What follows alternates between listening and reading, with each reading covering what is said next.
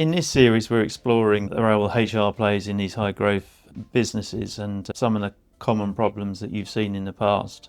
Obviously, we just want to have a chat around the various stages from recruitment to development to retention. What do you see as some of the common pitfalls that businesses make, including ourselves, when we're looking to go to the market to take on employees? I think one of the biggest issues is when they're looking to fill a particular role, often they don't think about future-proofing that role and thinking about what skill sets they need to recruit for now, but also for the future, and also how that complements into their existing teams and bringing various skills that maybe would help with bringing a diversity of thought to their teams. Yeah. And so it's not just about filling the role for today and finding someone who's competent in what they need to deliver, but also thinking about how it can help them with their growth. So as the business grows and changes, how can that individual come on that journey too? So how can you identify those skill sets that you need from those individuals for the future proofing? I think it's about thinking about the existing team, the existing role, and also thinking about the scope of it, of where it could go. And then when you're recruiting, really breaking down that role into what actual skill sets are you looking for, what competencies you're looking for, and going out to the market and ensuring that you have a thorough, robust recruitment process to be able to look for those skill sets and take the time and effort to make sure that you find the right person. And what would you consider to be the most common underutilised skill sets when people are out recruiting? I suppose with most roles, there is a heavy focus in the recruitment process on technical skill set. And that is probably because it's the easiest thing to assess for qualifications, competency questions, psychometrics, all of those, you can drill into it. But you do need to think about people's leadership skills, their people management skills, if they're liaising with clients, how are they client facing, what exposure have they got to that? And often some of the strongest soft skills come from a diversity of experience that may not even be within the workplace. Are they mentoring? Are they volunteering? All of those wider things that people would want to do. But also, as it's common research out there, there's a lot of people are looking for businesses that they can join where they can feel like they have a sense of purpose there. And that can lead into your values, your ESG, how does that person align to that? And that's beyond the technical skill set. Because there is a school of thought, isn't there, that it's easier to teach the technical side of what people do and the businesses they operate than the soft skills. Yeah. And therefore to recruit on a different basis. So it shifts the focus to what they can bring in naturally to the role rather than what then you can train and develop through the role going forward.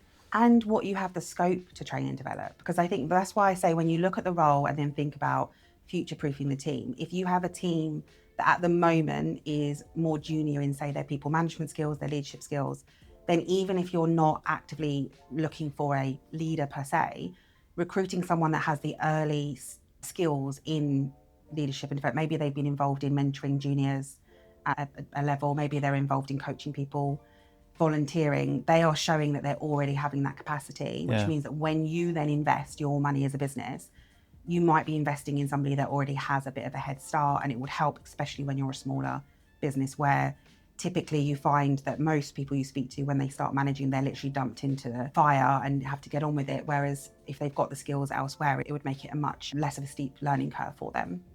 So in your career so far, you've obviously been involved with quite large organisations and high growth organisations. What have you found when you've brought people on, so beyond the stage of recruitment, that you've done for the development stage you found that's been most useful? I think it's interesting because when you talk about developing, most people lean into classroom training, bringing in trainers, all of those kind of formal qualifications. And actually what I've seen being the most impactful is typically not always that traditional training. And that's where you see more impact in smaller organisations that aren't as structured as a corporate business. And I think actually that the most beneficial, it tends to come from mentorship, sponsorship, which is different, both upwards and downwards, mentorship in particular. And then it's really about ensuring that you carve out time for those who have the knowledge and skills that need to be passed on to share with people who don't have that. And I think the biggest pressure is time, is often we've got budgets, we've got targets to hit. And so people being able to be given time to invest in others is hard. When you have businesses that really understand the long-term benefits of that and start seeing that is when you see quite a significant investment and you see a lot of retention. I also think that with smaller organisations, you tend to have to wear lots of different hats. And so you need to be able to recognise who are experts in certain areas and invest in transferring that knowledge, because it's natural that people are going to move on. Like, you're not going to retain everyone for the rest of their existence. But when you have those gaps where certain critical people leave the business, you need to be able to fill that, whether that's succession planning formally. Typically, you don't need to do it formally necessarily. It's about identifying, okay, you've got this experience, how can we give you the time and capacity to be able to share that with others, I think is the most valuable. So you touched upon there, sponsoring and mentoring is different. What's the difference? I think mentoring you typically see quite formalised in that someone will spend time with another, coaching and guiding them.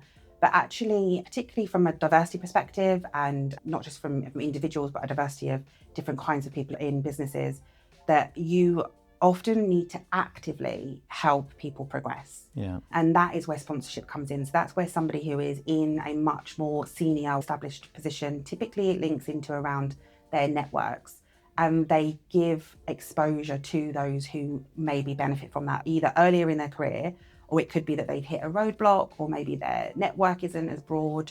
You get that a lot. And I always find that networking skills, a lot of people really struggle with that. That will lean heavily into when people are client facing and when they're trying to get out and help with business development, they can hit roadblocks there. And actually, if they are supported in a formal way of being brought into those rooms, they benefit immensely from it. And on the flip side of it, you often see that businesses benefit immensely from it, because you need to bring more people into different types of rooms and give them a safe space to be successful. Because I think often if you throw them in and leave them completely unsupported in that environment, it's a recipe for that to potentially fail, especially if somebody's suffering from all the imposter syndromes or all those kinds of things that can happen.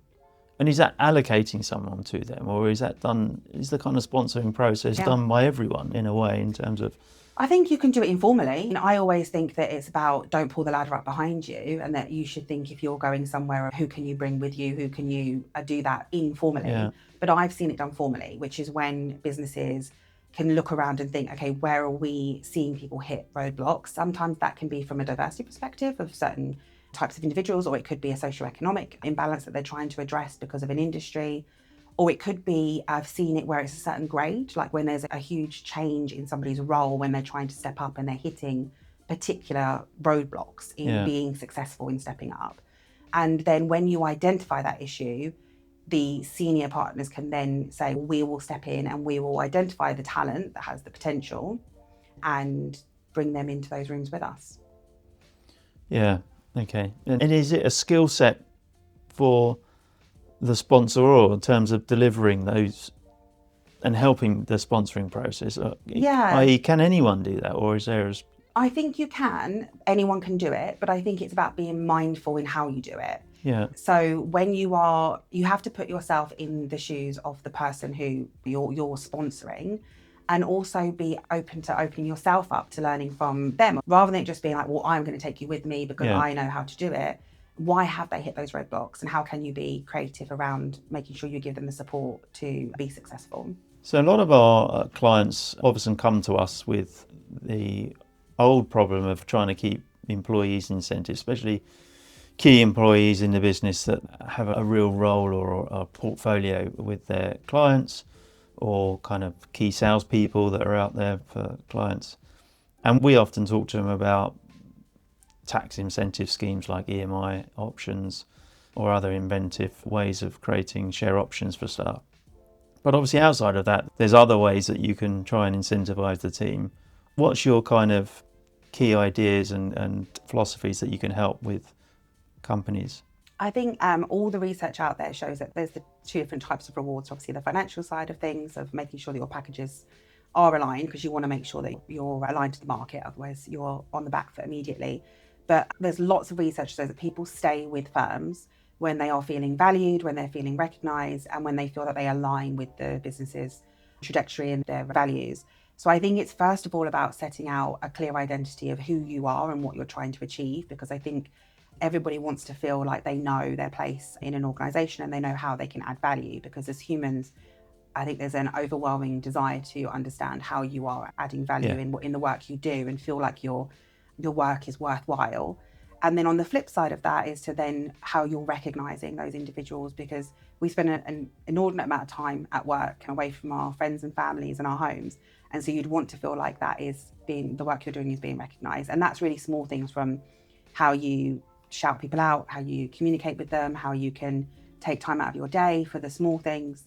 And then you get into the other side, which is how you craft your benefit packages, how you're thinking about how you're crafting your policies to support the type of environment that you're wanting to build, and that you don't have to make it necessarily extremely formal, but people do want to feel like they're working somewhere where they feel like they can live their life and have that work-life balance. So I think that's a huge part of when people want to stay with organisations, is when they feel that organisations see them for who they are, what they're trying to achieve. Where a lot of businesses fall down is around the proactive conversations around people's careers. I see a lot of, oh, you will come to me if you want to develop, or you'll come to me if you're looking for promotion, or we award promotions off the back of somebody already delivering. Yeah. And actually, when you've got somebody who is very talented, very successful, you don't want to be waiting for them to initiate that. We should be proactively retaining those individuals. So I always recommend you identify who they are, and you focus on those career conversations, and you focus on giving them the career pathways. Because I mean, I've been there myself, where you've walked into a room and said, oh, I'm looking about what I want to do for the next steps of my career, and someone says, go away and come back with your career plan, and you walk away and I don't know what that is, because it depends on business growth, depends on opportunity. So I think it's making sure managers have the tools to be able to have those conversations around what a career path looks like. And it's never a tick box exercise, but you need to invest time in those conversations. And when you say tools, is that just a structured way of addressing that conversation, or is there a process that you go through to do that? So the research out there shows that line managers have the highest impact on the reason why people stay, highest impact on their engagement scores. So it all comes down to what tools are you giving line managers. So I do think there's a formal element of, if you have HR, allow them the capacity or ensure it's a priority that they invest in supporting managers to have the conversations. But I also think I always say to managers about knowing your people and knowing them as people, and taking the time to ask the right questions, ensuring that they are asking them proactively, what do you want to achieve with your career? Where is it that you want to go? Or recognising when somebody is starting to show potential, want to be taken on more. When you recognise it, also say, well, this is the next steps of what you could be doing. It's the personal touch, really, more than a formal process. Because I think a lot of businesses would say in the early stages we do that naturally, and we've got such a close bond to our staff. But I think what happens as businesses grow, they don't have those structures in place, and all of a sudden that closeness and bond, if you like, with the team drifts. Yeah. And once those structures aren't there, it all starts to fall apart. So I think when we see it, when they're going through these stages of growth, it's key to get the structures in place that allows that to continue to develop and to continue to have those conversations with people, even when you're slightly more remote as they move on. Yeah, and I think it's about, the further up you go, the less you should know about the day-to-day, but the more you should have that big picture. Exactly. And that's why I'm a big fan of things like talent conversations, where you carve time out of the year or the month or whatever that looks like, of just really stepping back and having that bigger picture of how is the team performing, not just individuals, how are teams performing, how are we managing risk around who may stay, who may go, how we're retaining. And then I think also building into your leaders a measure, not just about how they are impacting the business financially and how are they impacting client relations, but I always say that we should have a measure in there of how are they managing their teams, because naturally people will always focus on the thing that's going to impact them personally. Yeah. So if you build in, whether that's a balanced scorecard, whether that's an objective, whatever that looks like within your business, a direct measure of success that links into how are they investing in their teams, you will drive the right behaviours. Because it's not necessarily, like, a lot of the time in strategies, you'll say what you want to achieve, but you need to really specify how you want to achieve it. So say you set a financial target of turnover, people can get there whilst also obliterating teams underneath them, driving them through a lot of work, and you can get exits that way. But if you say we want to achieve this, but how we get there is through, I want you to make sure that you are ensuring that your teams have good balance. We want to ensure that you are helping people progress. We want to ensure that you're doing it in this way.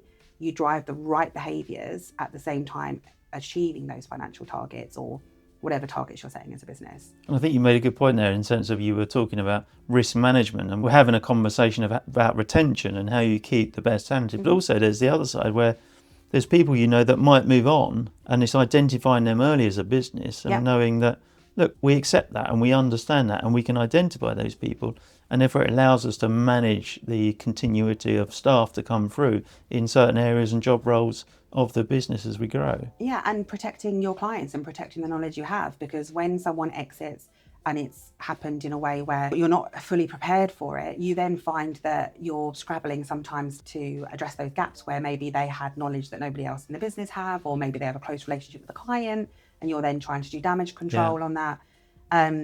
I always see it as that people will leave businesses, and sometimes they leave for really great reasons, and we should celebrate their move on to their next chapter. But it's how you do that in a real contained way for your business. Yeah, I think that's a great phrase, isn't it? Celebrate sometimes people are moving on for the right reasons, for their own purpose and career development, and that should be encouraged. Most of the time that is the case. I find when I do exit interviews, I normally say to people congratulations on this new step they're taking, because typically they're getting a great opportunity. And with smaller businesses, it might reach a point where somebody is going to outgrow the business quicker than you're growing. Yeah. But then later on, you might need that skill set back. So if you don't celebrate their exit, then it's hard to bring them back when you need them. Yeah, I agree. Good point. So we've touched upon a few issues around HR, but I think there's obviously a key important one that underpins everything, which is clear communication. That doesn't often happen in business, especially when they're growing as well and it's fast paced. You're looking at other things rather than communicating that vision and that mission of where the business is going and how it's going to get there to our staff. What's your experience? I think that is hugely important. I think that you need to be really clear on what you're trying to achieve and be able to translate that into what that means for somebody within their role. And it doesn't have to be complicated. I don't think you need to have a black and white plan for the next 10 years, even if you do one every couple of years. But just what is it that you are trying to achieve? And then spend a bit of time with your leaders in your business to ask them to help you translate that back into what that means for their teams. And then really it's taking that big picture and creating a smaller picture for a team, so that when somebody actually hears that message, whether that's, like I said, a certain level of turnover or a certain number of employees or growth, whatever that looks like, within your team, how do you impact that? And how does your role directly impact that? And I think you need to lean into your leaders to help define that. And then once you define it, it's a really easy way then to talk about somebody's personal performance and how they're contributing towards it. In smaller businesses as well, you often ask a lot of people, and people are often asked to give more of their time and wear lots of different hats, and people will do that willingly when they know what they're working towards, where a lack of clarity can always be a challenge. And that's setting out their expectations at their level in terms of how that expectations contributes into the bigger picture, isn't it? And a lot of it comes down to actually just the data that you have. A lot of the time you already know it, it's just articulating it. I've seen it done lots of different ways in lots of different businesses of how they've done that. I've seen where they've done really sort of Americanized, what's the elevator pitch for your role, and everyone was memorizing it, or I've seen it done in a really simple way. I saw a director walk into a room of business support and say, I'm going to tell you how this client contract was put together, how much money we earn off of it, and why I ask you the questions I ask. And I think even for me, that was hugely valuable. So when I walked into things like pay reviews and when there was pay constraints, I knew how that directly linked into a negotiated client contract, or if we had certain performance issues, what we had in contracts with clients that meant why certain things had to operate a certain way. And I think when you give people those direct examples, they can be a lot more powerful in their role. So it's an insight into other people's roles that allows them to understand how their role impacts that. Yeah. Because they may not know otherwise. And it's the mechanism of the business. Yeah. It's the whole beast that you're sitting in. Yeah. If you can't see how